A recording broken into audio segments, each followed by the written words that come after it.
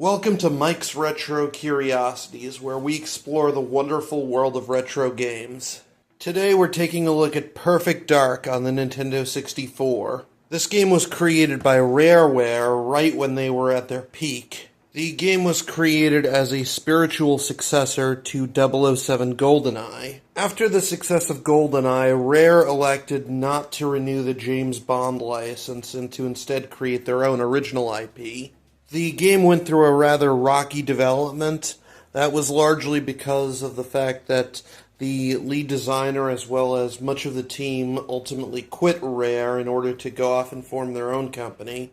For much of the remaining development, the remaining team was very loosely structured, with various members adding features just because they thought that they would be cool. There was definitely a lot of passion and love put into this game, and it definitely shows. The game was eventually released in 2000, and it received a tremendous amount of critical acclaim as well as a fair amount of commercial success. It ultimately failed to sell as well as GoldenEye, although that can largely be attributed to the fact that it was released fairly late in the N64's life. The game required the Nintendo 64 expansion pack to play most of it. Without it, you could only play a small bit of the multiplayer. Perfect Dark is a first-person shooter set in a cyberpunk dystopia. So it's the future year of 2023, and the world is more or less run by multinational monopolizing megacorporations, the biggest of which is called Datadyne.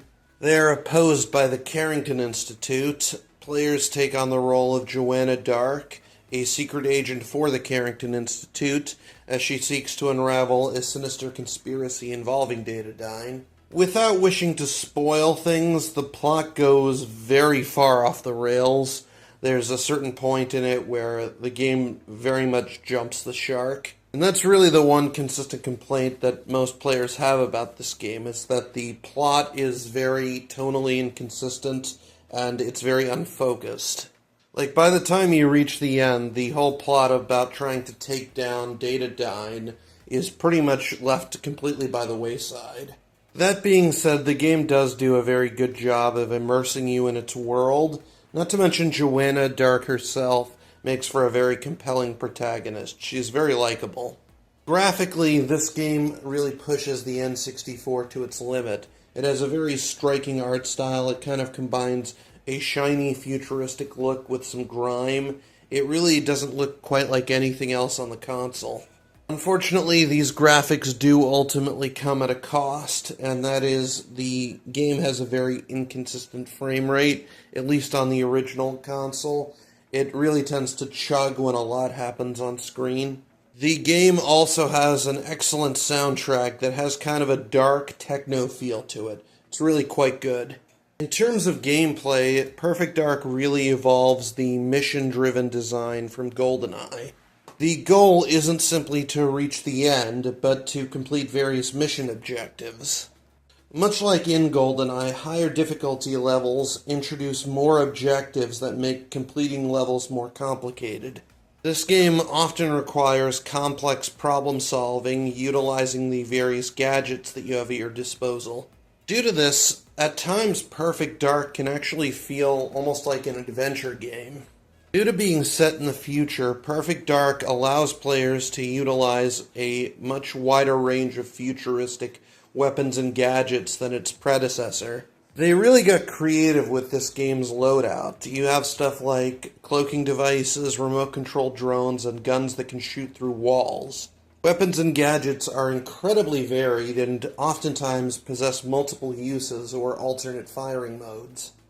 Level design in this game is somewhat simulation-esque, which is to say that buildings are kind of intended to be laid out like they would be in real life. This means that not every room in every building necessarily has a gameplay function. It's kind of meant to just be there for the sake of realism.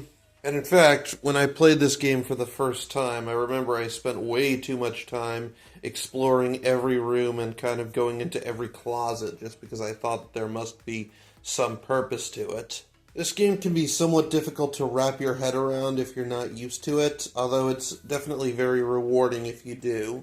You really can't play this game like you would most traditional shooters. You kind of need to think like a secret agent. You need to be observant and you need to find ways to complete your objectives using the tools that you have at your disposal. It's kind of more of a thinking man's shooter. The game expects players to replay levels over and over again until you figure everything out. One thing that makes this easier is that you can keep playing a level even after you've finished the mission, so that this way you can get a better idea of the layout and figure out where everything is. Once you do know what to do in each level, they can generally be completed in only a few minutes, something which is definitely very satisfying. It definitely feels great when you put all the pieces together and you can just breeze through a level like a well-oiled espionage machine. As a result, this game really lends itself very well to speedrunning, and in fact there is a big speedrunning community around this game. Overall, the core gameplay is fantastic, even if it can at times be a little frustrating trying to figure everything out. Helping to further flesh this game out is the fact that it has just a ton of different various modes and options. For one thing, the Carrington Institute is fully explorable and actually acts a bit like a hub between levels. It even features a fully functional gun range, and if you do well enough in it, you can even unlock a bonus level, and there are actually a few different bonus levels throughout this game that you can unlock. The entire campaign can be played with two-player co-op, or you can use an AI partner. There's even a multiplayer option where players can take control of various enemies fighting against the main player who's trying to complete objectives. Of course, as one would expect from a rare shooter, this game has a ton of different multiplayer modes as well, including the use of AI bots, which was virtually unheard of in a console game. By the year 2000, it was fairly common for a lot of PC multiplayer games like Quake or Unreal Tournament to have bots, but we really had never seen that in a console game before. What was cool is that they were actually very heavily customizable. A lot of the various bot AIs that you can utilize actually have a lot of unique personality to them.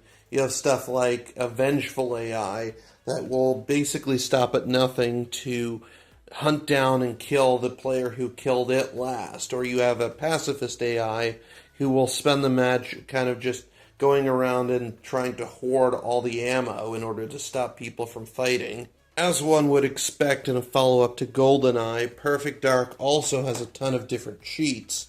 And in fact, there's even this really cool feature where if you have the Game Boy Color version of Perfect Dark, you can connect it to the N64 via the transfer pack to get a few exclusive cheats from that as well. Actually, one feature that was originally planned for this game but had to be sort of removed at the last minute was that they had originally planned for you to be able to use the Game Boy camera to take pictures of people, then send them to the Nintendo 64 using the transfer pack in order to use them as skins for different characters in the game. This feature was ultimately pulled in the wake of the Columbine High School massacre, as they suddenly realized that being able to put real people in the game and shoot them was probably not in the best taste. Also, in retrospect, let's just say that players most likely would have used this feature for all manner of unsavory things. Overall, Perfect Dark is an excellent game with a ton of content and replayability. Admittedly, it has its flaws. The story is somewhat inconsistent, some levels are better than others, and a few objectives can be somewhat obtuse. But this game plays great, and it feels very ahead of its time. In fact, it does some stuff that even games today don't really do. I consider it to be a true classic, and it's very easy to recommend, although some aspects of it may be a bit frustrating if you're not used to it. As far as different versions of this game are concerned, there was an Xbox Live Arcade remaster of this game that eventually got re-released as part of Rare Replay. That's probably the best and most accessible version of the game. It's also been released as a part of Nintendo Switch Online's N64 offerings. Not to mention there's also been a fan-made decompilation and PC port of the game. Sadly, in terms of follow-ups, Perfect Dark often got the short end of the stick. First off, there were plans for a third-person stealth action spin-off called Velvet Dark, which would have primarily featured the co-op character from this game. That ended up getting cancelled. Then, of course, there was Perfect Dark Zero, which was originally in development for the Nintendo GameCube, although it suffered from a rather rocky development, largely due to mismanagement, as well as the fact that Rare ended up getting sold to Microsoft. The game then entered development for the original Xbox before then becoming a launch title for the Xbox 360.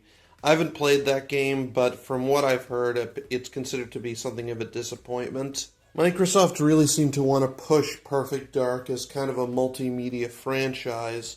They, at this time, released a couple of novels set in the Perfect Dark universe. These were actually my introduction to the series. I haven't read them since high school, so my memory of them is a little bit fuzzy, but I seem to remember liking them a decent amount, and they were kind of my introduction into the world of cyberpunk. I would also receive a short comic book run around that time, too. At around this time, some team members at Rare also started development on a follow-up to Perfect Dark Zero, which was called Perfect Dark Core. That game never went past the prototype stage. Apparently they had some rather interesting ideas for it, like it was going to be heavily built around a morality system. Some footage for it still exists, but aside from that, nothing really ever came of that. Most recently, there was the attempted reboot of the series that was announced a couple of years ago. Unfortunately, it has been canceled due to Microsoft shutting down the developer. If I'm going to be honest, based on the trailer, it didn't really look all that great. It didn't seem to really capture the look and feel of Perfect Dark all that well. But it really is a shame that we haven't really gotten anything further from this franchise. But that'll be it for today. Please remember to like, comment, and subscribe. This video is sponsored by M&M Games, and I will see you guys next time.